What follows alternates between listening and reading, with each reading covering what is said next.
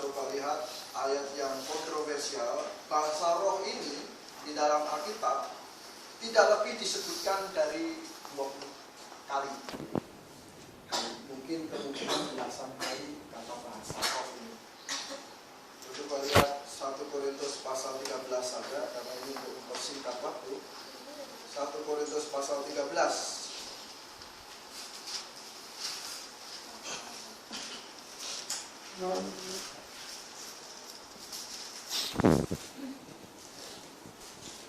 Kita baca dari ayat 8 sampai dengan ayat 13. 1 Korintus pasal yang ke-13 ayat 8 sampai 13. Kasih tidak berkesudahan, nubuat akan berakhir, bahasa roh akan berhenti, pengetahuan akan lenyap, sebab pengetahuan kita tidak lengkap dan nubuat kita tidak sempurna. Tetapi jika yang sempurna tiba, maka yang tidak sempurna itu akan lenyap. Ketika aku kanak-kanak, aku berkata-kata seperti kanak-kanak. Aku merasa seperti kanak-kanak. Aku berpikir seperti kanak-kanak. Sekarang sesudah aku menjadi dewasa, aku meninggalkan sifat kanak-kanak itu. Karena sekarang kita melihat dalam cermin suatu gambaran yang samar-samar, tetapi nanti kita akan melihat muka dengan muka. Sekarang aku hanya mengenal dengan tidak sempurna, tetapi nanti aku akan mengenal dengan sempurna, seperti aku sendiri dikenal. Demikianlah tinggal ketiga hal ini, yaitu iman, pengharapan, dan kasih. Dan yang paling besar di antaranya ialah kasih. Ya, kita berdoa. Bapa di surga, kami malam ini belajar bersama-sama Sunday School. Tema bahasa roh adalah Tuhan menolong kami, memberi kami pengertian dan hikmat. Terima kasih Tuhan, di dalam nama Tuhan Yesus Kristus kami berdoa. Amin. Baik, bahasa roh. Bahasa roh dari namanya ini saya silang, karena ini bukan bahasa roh tapi bahasa lidah. Jadi kedengaran bunyi gitu ya. Kalau bahasa roh itu kan tidak kedengaran bunyi. Bunyinya nggak kedengaran kita. Orang nggak bisa dilihat kok roh, kan gitu. Roh itu tidak bisa dilihat, tidak bisa diraba, tetapi kalau kita namakan bahasa roh itu kurang tepat, karena bahasa aslinya glosalaleo. Glosa mulut, saleo itu berkata-kata atau perkataan. Jadi bahasa lidah adalah bunyi yang keluar dari mulut. Gitu. Nah, itu sebenarnya bahasa lidah. Nah, bahasa lidah ini dari namanya itu bukan roh tapi lidah. Saya tekankan di situ supaya jangan sedikit-sedikit kayaknya kalau sudah bahasa roh rohani sekali gitu orangnya. Ini beda, bahasa lidah bahasa yang keluar dari mulut. Kemudian sekarang kita langsungkan kepada model bahasa lidah. Model bahasa lidah di dalam Alkitab itu ada dua. Yang pertama bahasa lidah yang dikaruniakan pada zaman para rasul pada hari Pentakosta. Di situ bahasa lidah yang bisa dimengerti manusia, yaitu saya orang Jawa tahu bisa ngomong bahasa Mandarin gitu. Nah, dia kok bisa ngomong bahasa Mandarin padahal dia orang Jawa nih gitu. Atau orang Manado bisa langsung ngomong bahasa Batak, dikaruniakan bahasa Batak misalnya. Oh, dia bisa ngomong bahasa Batak, langsung bisa gitu. Gitu. Jadi itu bahasa yang bisa dimengerti manusia itu terjadi pada zaman pada hari Pentakosta. Kemudian model bahasa lidah yang kedua itu bahasa lidah. Bahasa lidah yang perlu penterjemah.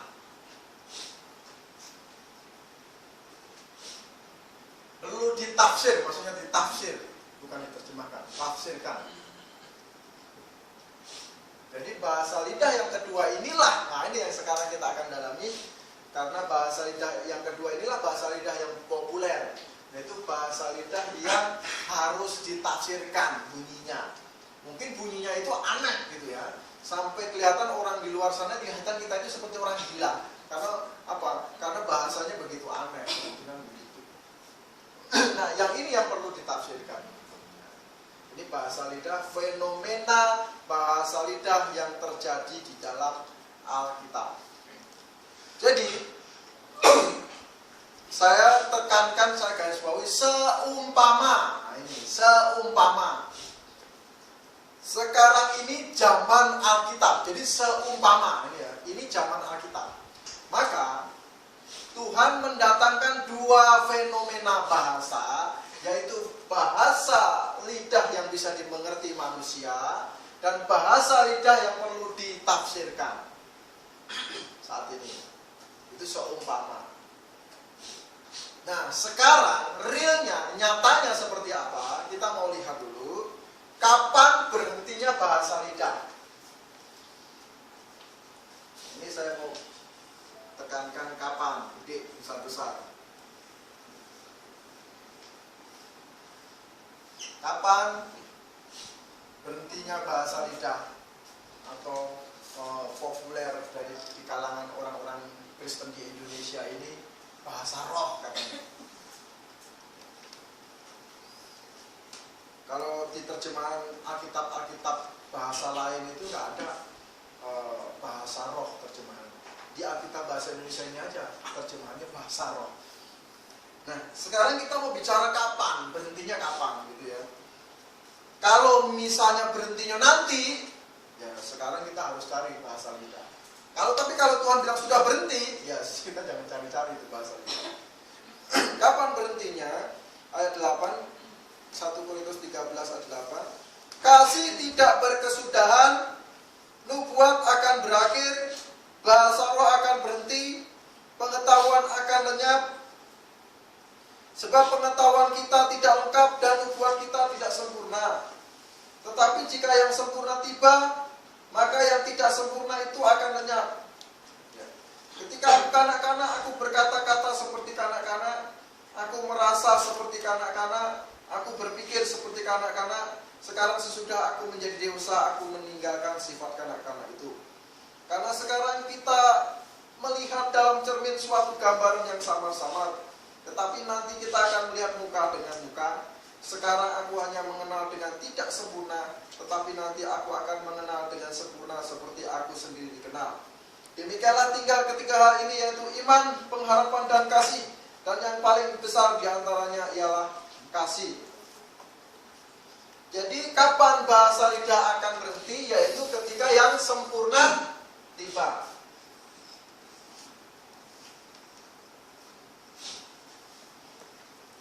Yang sempurna tiba.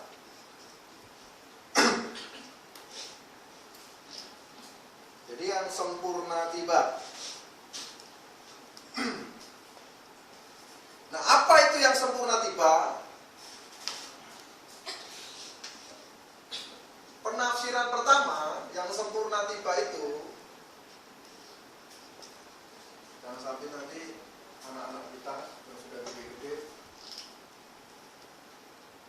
pengajarannya nggak jelas, penangkapannya nggak jelas, tahu-tahu diajak temannya ke gereja yang bisa bahasa lidah, dia sendiri berbahasa lidah, bingung lah saya. Wah, kaget sendiri. Lah, kok Vivia bisa bahasa lidah? Pusing saya. Jadi kapan? Yang pertama, penafsiran pertama itu kita bandingkan. Penafsiran pertama itu adalah ketika Tuhan Yesus datang kedua kali. Ini saya gambar. Tuhan Yesus datang kedua kali. Tuhan Yesus datang pertama kali itu pada waktu disalib. Nah ini. Datang kedua kali nanti jemput kita. Mungkin besok, mungkin kapan begitu ya. Nah ini penafsiran pertama. Jadi kapan bahasa lidah akan yang sempurna itu tiba, yang sempurna tiba itu menurut penafsiran pertama itu adalah Tuhan Yesus datang kedua kali. Jadi simpelnya di sini, ini kita berdiri di sini. Ini kita masih ada nubuat.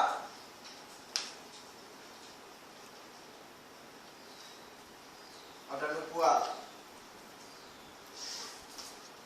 Ada bahasa lidah. Ada karunia pengetahuan.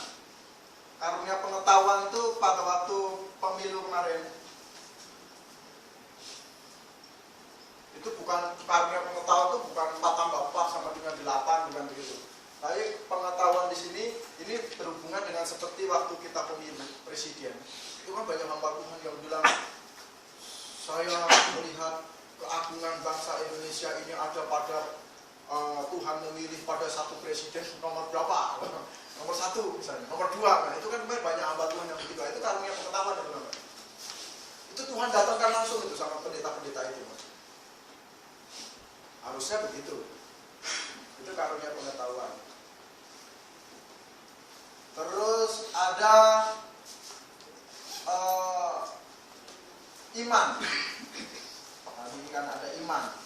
Ada pengharapan.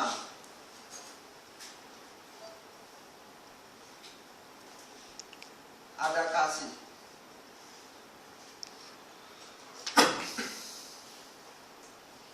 Jadi ada nubuat, ada bahasa lidah, ada pengetahuan, ada iman, ada pengharapan, ada kasih. Nanti setelah Tuhan Yesus datang, itu begitu. Nah, jadi penafsiran pertama sempurnanya itu pada saat Tuhan Yesus datang kedua kali. Jadi karunia-karunia yang ada sekarang, kasih tidak berkesudahan, nubuat akan berakhir, pengetahuan akan lenyap, bahasa lidah akan berhenti. Nah ini ada 6 tadi saya catat karunia, yaitu nubuat, bahasa lidah, pengetahuan, iman, pengharapan, dan kasih. Dan ketika yang sempurna itu tiba, katanya di ayat yang ketiga, pasal 13, ayat yang ke-13, ini yang penting, pasal 13 ayat yang ke-13.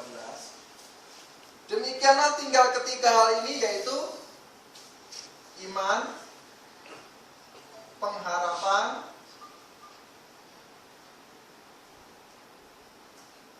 dan kasih.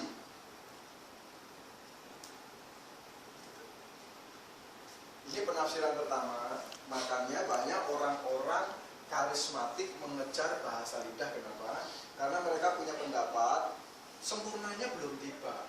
Sempurnanya itu masih Tuhan Yesus. Jadi Tuhan Yesus belum datang kedua kali. Maka kita coba kejarlah nubuat itu, kejarlah bahasa lidah, kejarlah pengetahuan. Kejar iman, kejar pengharapan, kejar kasih. 6-6-nya dikejar semua sekarang. Gitu kan? Kenapa? Karena penafsiran pertama yaitu apa? Yaitu Tuhan Yesus, sempurnanya itu Tuhan Yesus datang kedua kali itu nanti. Nah, ini saya mau ajak kita merenung. Nah, tetapi di pasal 13 ayat ke-13, demikianlah tinggal ketiga hal ini, yaitu iman, pengharapan, dan kasih. Itu sisa, meno bahasa aslinya. Sisa ketiga hal ini, yaitu iman, pengharapan, dan kasih. Kapan? Ketika yang sempurna tiba. Ketika yang sempurna tiba, itu sisanya iman, pengharapan, dan kasih. Di sini Bapak Ibu ya, ini janggalnya penafsiran pertama. Jadi orang-orang karismatik salah menafsir Alkitab di sini. Kalau yang sempurna tiba itu betul Tuhan Yesus yang datang kedua kali, maka ketika kita ketemu Tuhan Yesus, itu tinggal 3. Iman, pengharapan, dan kasih. Gitu. Ini yang janggal. Saya ketemu Tuhan Yesus, saya masih penuh punya pengharapan. Ini janggal sekali, penafsiran ini tidak matching. Saya sudah ketemu sama Tuhan Yesus, yang tersisa tinggal saya masih punya iman. Maksudnya begitu. Ini janggal juga, nggak matching. Jadi ketemu di surga sama Tuhan Yesus, saya masih mengharapkan Tuhan Yesus datang kedua kali, masih punya pengharapan sama Tuhan Yesus. Ini kacau. Di surga itu tidak punya apa-apa kita. Di surga itu tinggal punya kasih. Harusnya yang benar begitu. Kalau di surga itu yang benar kita tinggal punya kasih. Makanya disebut di situ di ayat 8, yang paling besar diantaranya ialah kasih. Kasih tidak berkesudahan. Iman berkesudahan tidak? Iman berkesudahan. Setelah yang kita imanin kita dapatkan, ya sudah nggak perlu beriman lagi, kan gitu. Yang sudah kita harapkan untuk datang, yaitu Tuhan Yesus sudah datang sama kita, kita tidak perlu punya pengharapan lagi sama Tuhan Yesus. Tuhan Yesus yang mana lagi, kan gitu. Makanya disebut di situ pengharapan itu tidak kekal. Iman itu tidak kekal. Yang kekal itu adalah kasih. Karena apa? Karena ketika ketemu Tuhan Yesus, kasih kita tidak hilang. Kasih kita terus ada. Tetapi ketika ketemu Tuhan Yesus, iman kita yang hilang. Karena yang kita imani Tuhan Yesus, kecuali kita mengimani yang lain gitu. Ini tidak matching di sini. Sekarang kita penafsiran kedua. Ini penafsiran yang benar, yaitu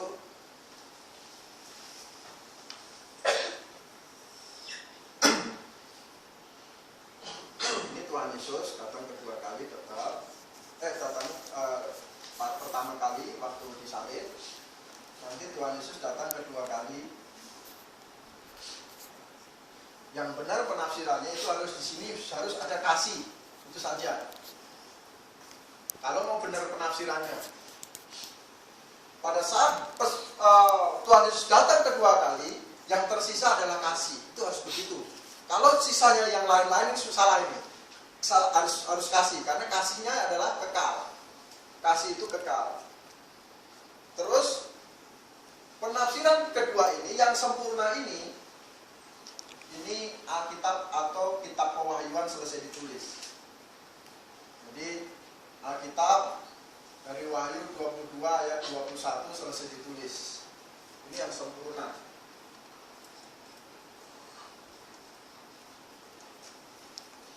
Kalau di dalam bahasa Inggris, perfecting, sesuatu yang sempurna, benda yang sempurna. Ini Alkitab. Nah, apakah benar sempurnanya Alkitab yang dimaksud ini? Coba kita lihat. Sebelum Alkitab selesai ditulis, nah ini. Jadi zaman para rasul nih bicaranya. Sebelum Alkitab selesai ditulis, ini para rasul punya 6. Orang-orang pada saat itu mengejar 6 karunia ini, yaitu nubuat, bahasa lidah, pengetahuan, iman, pengharapan, dan kasih. 6 ini dia kejar-kejar. Jemaat mula-mula mengejar semuanya ini sebelum Alkitab selesai ditulis. Maka di pasal 13, di pasal 14-nya dikatakan kejarlah kasih itu, kejarlah karunia-karunia itu katanya. Nah, kejarlah kasih itu dan usahakanlah dirimu peroleh karunia-karunia roh katanya. Di pasal 14. Suruh mengejar. Para rasul pada saat itu suruh mengejar karunia-karunia ini. Kenapa? Karena yang sempurna belum tiba. Yaitu Alkitab. Nah, sekarang zaman kita, Alkitab sudah selesai ditulis. Ini Alkitab ini sempurna. Kenapa kita harus mati-matian untuk membela, mempelajari firman Tuhan, mempelajari Alkitab? Karena Alkitab itu begitu luar biasa, kitab yang luar biasa. Nah, ini kita sekarang ada di sini. Ini menggenapi 1 Korintus 13 ayat 13. Demikianlah ketiga hal ini. Jadi kita sekarang punya 3. Iman, pengharapan, dan kasih. Kelak, saya yakin seyakin-yakinnya, di kemudian hari anak cucu kita, kalau mereka bisa berbahasa lidah, saya jamin sekali itu mereka salah menafsir ayat ini. Anak cucu kita nanti bisa berbahasa lidah, bisa bernubuat segala macam begitu.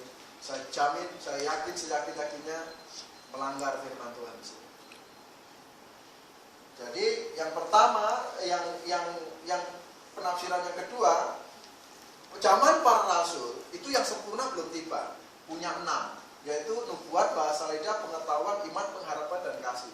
Setelah yang sempurna itu Alkitab itu tiba, Wahyu 22 ayat 21, itu tinggal 3. 1 Korintus 13 ayat 13, yaitu iman, pengharapan, dan kasih.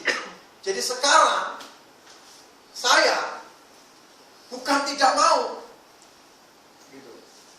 Bukan tidak bisa. Bahasa lidah itu bukan tidak bisa, bukan tidak mau, bukan apa. Tetapi kenapa? Karena Tuhan sudah tidak datangkan lagi ini, gitu. Kan tadi Tuhan sudah berjanji ketika yang sempurna tiba.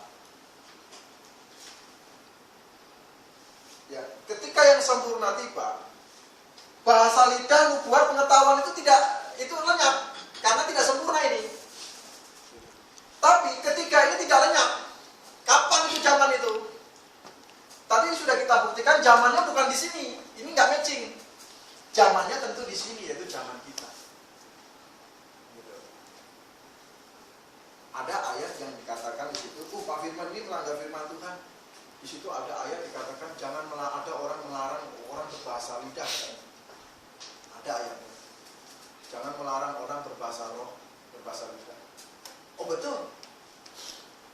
Pada zaman para rasul tidak mau melarang mereka. Karena itu salah satu karunia yang didatangkan Tuhan. Tetapi ketika Tuhan sendiri sudah melarang, nah gitu. Kan gitu ya. Tuhan sendiri sudah bilang loh, bahasa lidah itu bukan dipakai selamanya loh ya.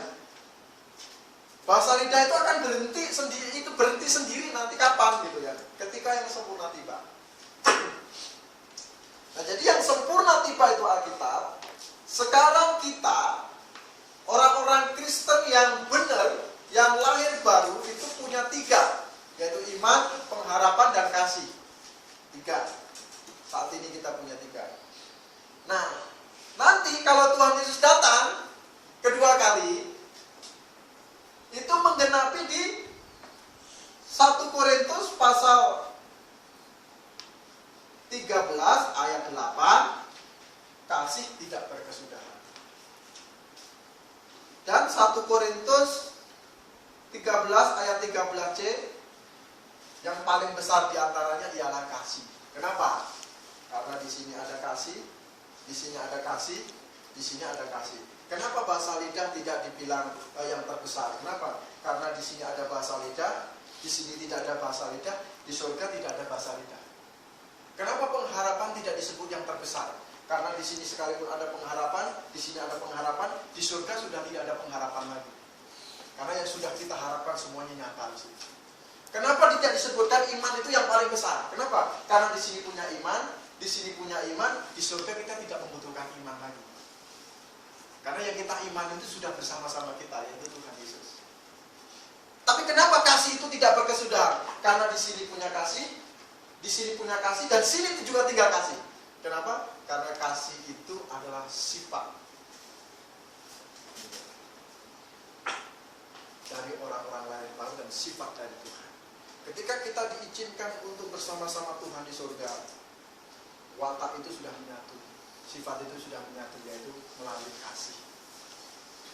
Maka disebutkan di dalam Alkitab, kasih itu selalu agape, kasih yang dari Tuhan, bukan kasih phileo, kasih sesama manusia, bukan kasih eros, kasih sesama lawan jenis, bukan kasih storge, kasih antar orang tua dan anak dan lain sebagainya, begitu ya. Nah, jadi kalau kita menafsirkan bahasa lidah itu sebagai pembenaran sekarang kita bisa berbahasa lidah dengan mengatakan yang sempurna itu pada zaman Tuhan, pada saat Tuhan Yesus datang kedua kali, ini tidak matching di sini. Ketentangan di sini. Tetapi kalau kita menafsirkan yang sempurna itu adalah Alkitab, maka sekarang ini kita memegang teguh Alkitab, pegang teguh Alkitab, di mana Alkitab ini buku yang luar biasa, buku yang kalau bukan orang lahir baru, gak mau dia belajar ini serius. Ini Alkitab. Kalau orang itu belum lahir baru sungguh-sungguh, Dia nggak mau menggali Alkitab ini. Aneh kan? Padahal buku luar biasa. Ini Alkitab. Cirinya gampang kalau orang lain baru. Mau nggak dia belajar Alkitab? Dia masih ogah-ogahan lagi, masih bertanya-tanya. Nah ini jadi dari bahasa lidah saat ini itu sudah berhenti sendiri. Nah, ini aslinya begitu bahasa aslinya. Sudah berhenti sendiri. Kenapa berhenti sendiri? Kalau berhenti sendiri berarti dia sudah bosan. Bahasa lidah itu. Kenapa bisa berhenti sendiri?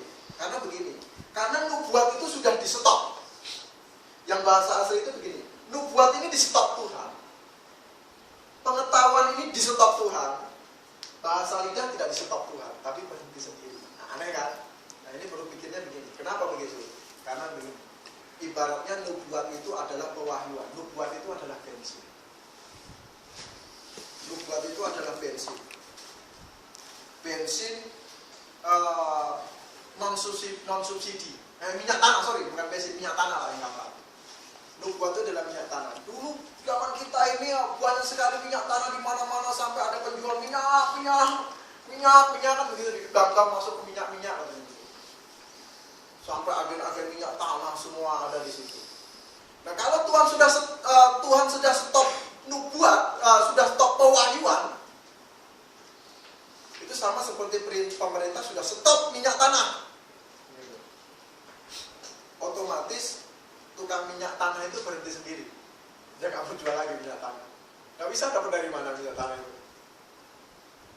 Nggak ada lagi orang jual minyak. Loh kok kamu masih jual minyak dari mana Pak? Nggak mungkin dong. Pemerintah sudah nggak datangkan lagi kok. Sama. Nubuat sudah di stop Tuhan, pengetahuan sudah di stop Tuhan, otomatis bahasa lidah itu berhenti sendiri. Kenapa? Sama seperti tukang jual minyak. Udah nggak ada lagi minyak dia dapat. Nah kecuali kita dapetin orang, Pak kok masih bisa dapat minyak? Kecuali begitu. Sama, sekarang dapat bahasa lidah. Loh kamu dapat bahasa lidah dari mana? Dari mana gitu, nggak ngerti gitu. Yang jelas bukan dari Tuhan, udah itu sumbernya udah disetop kok. Pasif nih bahasa aslinya. Di, bukan ber. Ber itu berakhir itu seolah-olah gimana gitu, tapi di. Bahasa aslinya itu diakhiri. Jadi ada yang nyetop, siapa? Yang mengakhiri siapa gitu? Yang mengakhiri ya Tuhan. Pewahyuannya stop. Kenapa pewahyuan diakhiri? Karena sempurna di sini. Gitu. Ini pewahyuannya sudah sempurna. Jadi jangan ditambah-tambah dengan di sini. Nanti kalau ditambah di sini semakin tebal, sampai gak karuan-karuan kita. Sampai akhirnya orang malas belajar ini lebih baik nunggu suara Tuhan langsung. Kan kebanyakan begitu sekarang. Celakanya itu bukan suara Tuhan, kan begitu. Nah, ini. Jadi ini nubuat sudah di stop, pengetahuan di stop, otomatis ini berhenti sendiri. Orang berbahasa lidah itu berhenti sendiri. Kenapa? Sudah tidak dapat lagi wahyu dari Tuhan. Sudah stop pewahyuannya. Nah, yang paling benar, paling tepat dan dapat dipertanggungjawabkan adalah penafsiran kedua, yaitu pada zaman para rasul yang sempurna belum tiba. Maka mereka mengejar 6 karunia ini, termasuk nubuat, bahasa lidah, pengetahuan itu semua jemaat mengejar karunia itu. Diwajibkan, diharuskan, kejarlah karunia, karunia roh dan sebagainya. Nubuat, bahasa lidah, pengetahuan dikejar semuanya. Gitu. Tapi sampai pada yang sempurna tiba, yaitu Alkitab. Atau bahasa penjelasannya sampai pewahyuannya sempurna. Kalau pewahyuannya sudah sempurna, maka karunia yang berhubungan dengan pewahyuan stop. Tinggal iman, pengharapan, dan kasih. Itulah yang kita ambil di sini. Orang Kristen sekarang tidak perlu kekurangan senjata. Wah, cuma punya iman, pengharapan, dan kasih, kurang itu. Gak ada karunia ini, nubuat, karunia bahasa lidah, gak ada itu katanya. kayaknya kurang senjata. Enggak juga. Justru senjatanya ada pada itu. Iman, pengharapan, dan kasih. Nanti Tuhan Yesus datang kedua kali, iman pengharapan pun hilang, tinggal kasih. Jadi tinggal satu, yaitu kasih. Jadi sekarang kita ingat 6, 3, 1. Saat ini kita ada 3, nanti kita ada 1. Sampai kapanpun sebelum Tuhan datang kedua kali, sampai ke anak cucu kita harus mengajarkan orang Kristen punya 3, orang lahir baru punya 3, yaitu iman, pengharapan, dan kasih. Jangan cari-cari yang lain. Oke. Ke gereja yang pilih yang lebih ramai, lebih banyak, lebih semangat. Pulang-pulang dia bisa di kamar bisa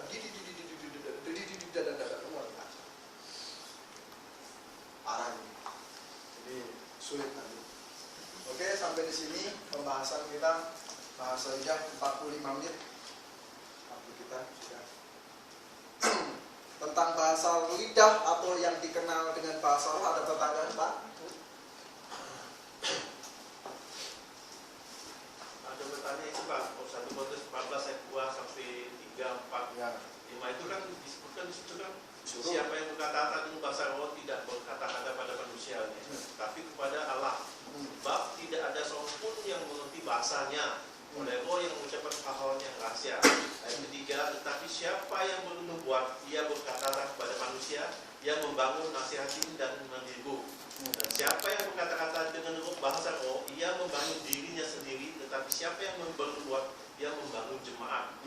Aku suka supaya kamu semua berkata dalam bahasa roh, tetapi daripada itu supaya kamu bernubuat, sebab orang yang bernubuat lebih berharga daripada orang yang berkata dengan bahasa roh, kecuali kalau orang itu juga menaksikannya sehingga jemaat dapat dibangun. Jadi gimana ayat lagi ini, Pak? Ya, pertama itu terjadi sebelum yang sempurna tiba. Jadi kejarlah kasih itu dan usahakanlah dirimu memperoleh kasih karunia dan lain sebagainya. Itu disuruh kejar karena apa? Karena yang sempurna memang belum tiba pada saat itu. Jadi pada zaman para rasul itu kan masih proses pewahyuan. Tuhan menurunkan wahyunya untuk ditulis oleh para rasul. Dalam proses seperti itu berjemaat tetap berjalan terus. Dan dalam proses berjemaat itulah Tuhan memberikan karunia-karunia pewahyuan ini. Karunia-karunia pewahyuan ini diberikan karena kitab ini belum, atau Alkitab ini belum di tangan mereka, istilah kasarnya, atau yang sempurna ini belum tiba. Itu yang pertama. Yang kedua, dari ayat ini juga bisa dibuktikan bahwa kalau kita cek dari bahasa aslinya, kita bisa jelas siapa yang berkata, ayat 2, siapa yang berkata-kata dengan bahasa roh tidak berkata-kata kepada manusia tetapi kepada Allah. Sebab tidak ada seorang pun yang mengerti bahasanya, tidak ada seorang pun yang mengerti bahasanya, katanya. Oleh roh ia mengucapkan hal-hal yang rahasia. Nah ini dari bahasa aslinya jelas sekali. Yang dimaksud itu bukan seolah-olah kan sekarang ini kejadiannya kan aneh. Orang dapat bahasa lidah, bela misalnya. Nah itu ya, pikirnya dia itu dia bahasa seperti dalam Alkitab. Padahal bukan. Bahasa dia itu orang lain nggak ada yang tahu. Di dada aja bunyinya apa itu kan gitu. Sikilaba ini orang pada nggak tahu artinya apa. Tetapi dia sendiri juga nggak tahu. Apa itu? Gitu. Apa itu? Coba tanya orang yang suka berbahasa lidah itu. Ngomong apa kamu tadi? Maksudnya apa kamu yang mengucapkan? Atau apa? Kalau dia jawabnya, jangan, rahasia. Ini berarti dia benar Alkitab dia ini. Karena apa? Karena dia tahu apa yang dia ucapkan sesuai sama Tuhan itu rahasia. Boleh Roh ucapkan. Tapi kalau jawabannya nggak tahu, yang penting sukacita. Ini kesurupan ini. Ini kesurupan. Kenapa? Karena dia sendiri juga nggak tahu. Orang lain nggak tahu, dia sendiri juga nggak tahu. Mungkin iblis juga nggak tahu. Karena iblis cuma kasih ocak-ocakan, ya ocak kan kalau begitu. Tapi di dalam pasal 14 ayat 2 ini jelas ini. Orang lain tidak tahu, dia tahu. Ini hal yang sangat rahasia. Tuhan ungkapkan melalui Roh Kudus, ungkapkan kepada Tuhan langsung. Gitu. Itu rahasia. Nah jadi dia tahu apa unek-unek dia yang sudah disampaikan kepada Tuhan itu tahu. Itulah rahasia katanya. Oleh dibantu. Sebenarnya tidak terucapkan juga gitu. Terkatakan juga maksudnya begitu. Wah, plong kan gitu. Jadi dia tahu. Ini di bahasa aslinya jelas sekali.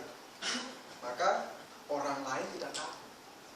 Tapi sekarang ini bukan hanya orang lain, siapapun, termasuk dirinya. Dirinya tidak tahu, orang lain tidak tahu, bahkan siapapun tidak tahu. Ini kesebutan. Ini jelas beda. Ini yang penjelasan dari pertanyaan Pak Apeng tadi. Jadi tadi suruh kejar karena yang sempurna memang belum tiba pada saat itu. Tapi kalau sekarang kita mengakui ini Alkitab sempurna, ini Alkitab ini sempurna, maka kita tidak perlu kejar itu lagi karena kita sudah diberikan Tuhan 3 kelengkapan yang luar biasa, yaitu iman, pengharapan, dan kasih. Ini yang membawa orang Kristen saat ini. Saat ini. Ada pertanyaan lain, Pak?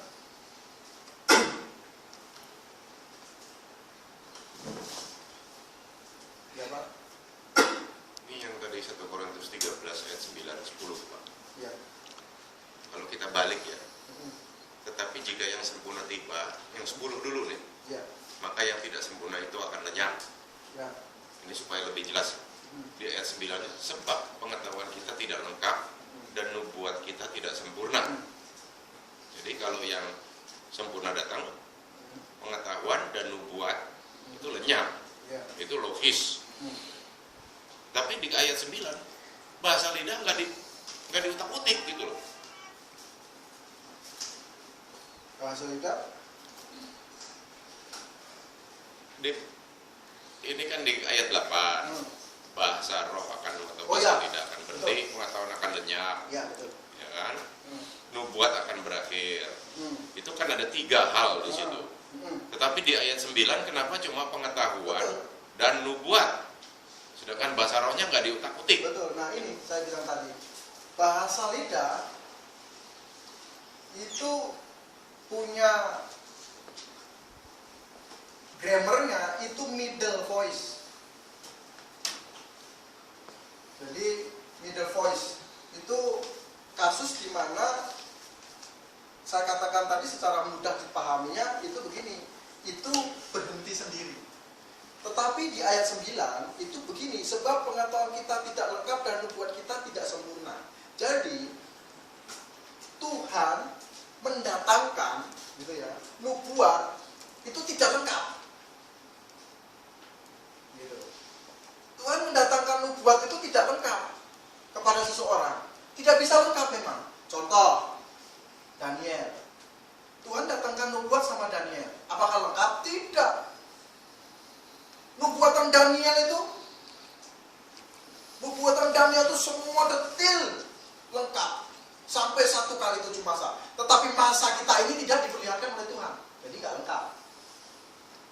Jadi pengetahuan itu, nubuat pengetahuan itu Tuhan datangkan, maksudnya itu tidak lengkap kepada seseorang. Gitu.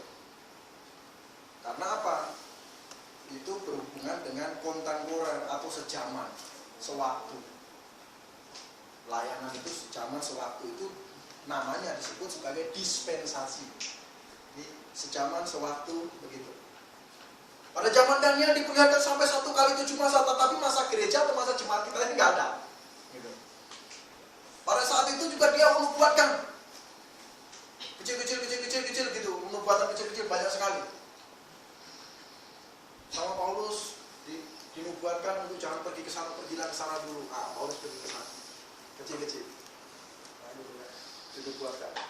Nah, itu tidak lengkap atau tidak sempurna. Tetapi bahasa lidah kenapa tidak sempurna? Karena bahasa lidah itu bukan otoritasnya itu langsung pewahyuan, gitu ya. Tetapi kelihatannya bahasa lidah ini hubungannya dengan manusia itu langsung dikuatkan. Kalau nubuatan kan itu perkataan Tuhan untuk orang lain, gitu. Kalau bahasa lidah kadang untuk diri sendiri, nah ini gitu. Jadi kalau pewahyuannya sudah stop, otomatis dia sendiri tidak perlu dikuatkan dengan cara bahasa lidah lagi. Kalau kamu mau dikuatkan sekarang dengan iman kamu, pengharapan kamu, dan kasih kamu masih hidup. Jadi karena kelihatan dari grammarnya itu middle voice. Sementara ini ini diawali sebenarnya dengan kata diakhiri gitu. Ya, oke. Ada lagi? Jadi orang yang berbahasa lidah itu bertentangan dengan Alkitab zaman sekarang ini. Ya, Pak. Bisa Masuk surga nggak dia? Ya. Nah, ini tidak ada berbicara masalah masuk surga atau tidak masuk surga. Jadi ini berbicara masalah pewahyuan yang dilanggar. Pewahyuan yang dilanggar. Contoh, saya mengakui Alkitab satu-satunya firman Tuhan. Bagaimana iman saya? Iman saya adalah ini, Alkitab satu-satunya firman Tuhan. Nggak bisa diganggu-gugat, kan itu iman saya. Tapi kalau saya berkata iman saya satu-satunya firman Tuhan, tapi pada Alkitab saya ini satu-satunya firman Tuhan, tapi pada prakteknya saya masih kurang gitu terhadap firman Tuhan yang satu-satunya ini, masih kurang, mau wahyu-wahyu yang lain, saya yakin saya ada masalah dengan kekristenan saya. Gitu. Ada masalah. Mengenal masuk surga atau tidak masuk surga itu penilaiannya belakangan, tetapi yang jelas saya pasti ada masalah. Kenapa? Cari penyakit. Sudah tahu ngomong Alkitab satu-satunya firman Tuhan? Ya, satu-satunya firman Tuhan. Tapi itu cuma di mulut. Di luar dia masih cari-cari mana wahyu Tuhan ini. Tuhan datangkanlah wahyu sama saya. Nah, ini kan banyak. Itu artinya dia tidak mengakui Alkitab satu-satunya firman Tuhan. Dalam hati pasti ada masalah. Masalahnya apa? Aduh wajah. Mungkin ada yang mati gantung diri, bisa bahasa lidah tapi kan aneh. Bisa bahasa lidah matinya gantung diri, kan aneh. Bingung juga kita. Kalau orang tidak percaya Tuhan matinya gantung diri masih mending. Ini bisa berbahasa lidah, matinya gantung diri, kan aneh juga. Nah, banyak sekali kekonyolan akhirnya. Banyak sekali kekacauan yang terjadi karena apa? Imannya tidak sesuai dengan apa yang diucapkan. Jadi kurang lebih begitu. Oke. Sampai di sini kita akhiri tema kita. Mari kita berdoa.